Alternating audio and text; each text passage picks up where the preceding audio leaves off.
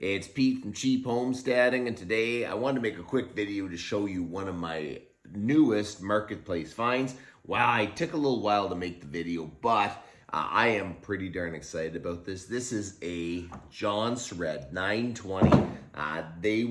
It's during the period that Electrolux owned them.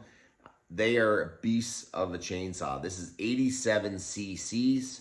And I live kind of on the east coast, not east coast, east half of Canada. And most of these saws were the big timber out west. So to actually find one around here is kind of hard to find.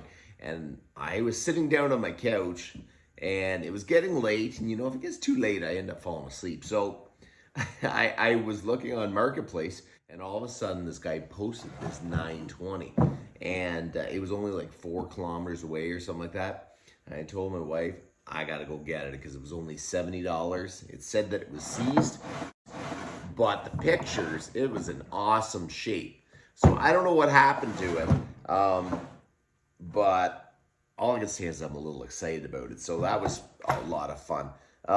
So I went and I messaged the guy, I grabbed it, I came back, and there you go. I am the owner of a Jonsered 920, and I'm kind of hoping I can get this thing up and running to run on the Alaskan sawmill, but these old saws are becoming harder and harder to find the parts for. So I don't know, this thing's seized if it's the base and it need a crank. I don't know if that's possible to find.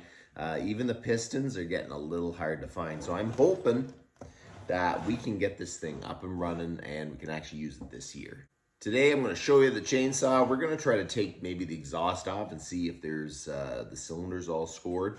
Give me an idea why this thing is seized, because it is really stuck. So this thing is in really good shape. I really doubt someone used this very much.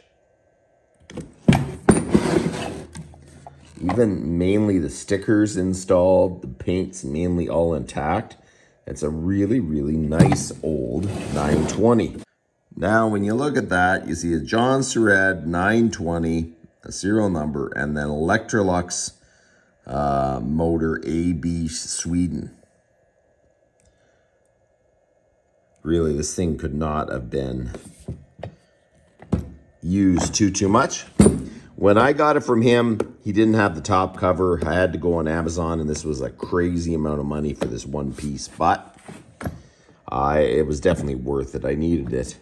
I even bought it before I knew I can get it running, so, you know, anyways. So the one thing we got to find out, is it the base that's seized, or is it the top end piston? The top end piston's a better thing to happen, but let's kind of get a good idea what's wrong with it. If we take off the exhaust, we'll see the exhaust port. And the exhaust port is the one that always scores if it's kind of ran too lean or something happens to it. So let's pull that off. Okay, so we're going to remove the 3 bolts that hold the exhaust manifold on. The idea is you take off the exhaust manifold and you can see if there's scratches on the pistons. If there's scratches on the pistons, it gives you a good idea if it actually has been ran lean and it's seized the motor.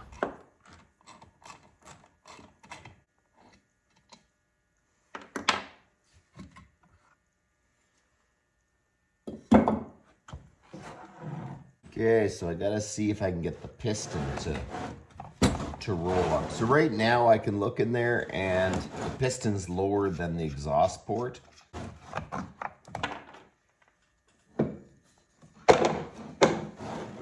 Let's see if I can make this move.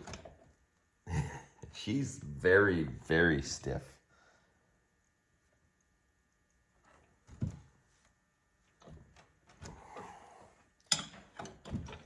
Wow. Doesn't take much to actually take the clutch off. Normally it's hard because the crank wants to turn. Just gonna keep this stuff all together. All these parts are hard to find. So even losing some of the simple parts costs you quite a bit of money. Let's pull this thing apart a little bit more. least we can kind of find out what we need. We're going to take the 4 bolts off that hold the top cowling on.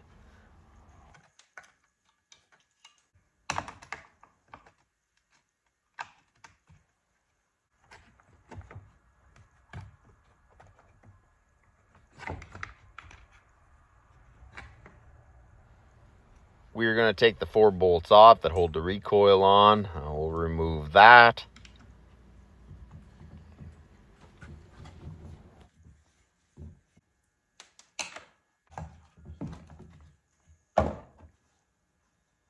There's a little plastic guard. You unhook the wires and pull it out. It'll remove easily. Now, this is really, really tight. But the interesting thing is, that looks like that's contacting the flywheel. There is no way that's the only reason that's wrong with this thing. Well, we'll soon find out. I'm removing the 2 screws that hold the ignition coil on.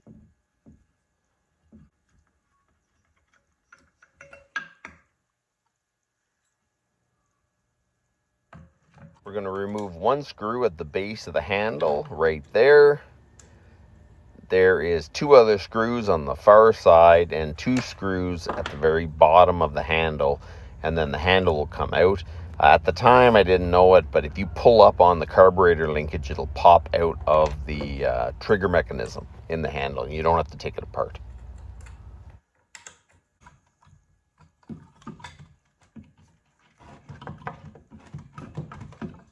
Make sure you clean out the Allen head screws. You don't strip the screws, but you remove the 4 bolts that hold the cylinder assembly down.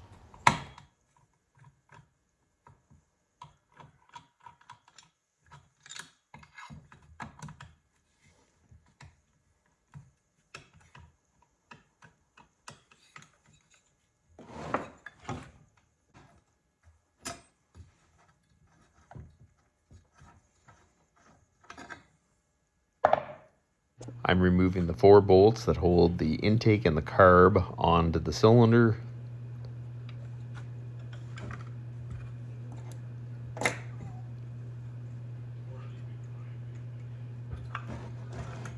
The handle just finally comes off. I didn't know, but you just lift up on the actual carburetor linkage and it'll pop right out of the trigger.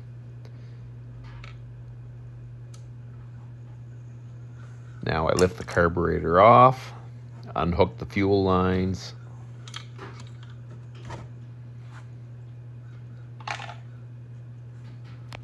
Wow, the carburetor looks like it got water in it. Maybe it's actually just seized. Okay, so there is a lot of stuff that's got to come off.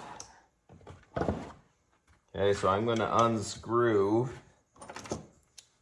my carburetor holder bracket here. I don't like this, but I'm going to give it a gentle tap. The problem is with saws like this, the parts are so hard to find that it becomes very, very difficult. So I'm hoping this isn't as bad as it looks. That's all I can say.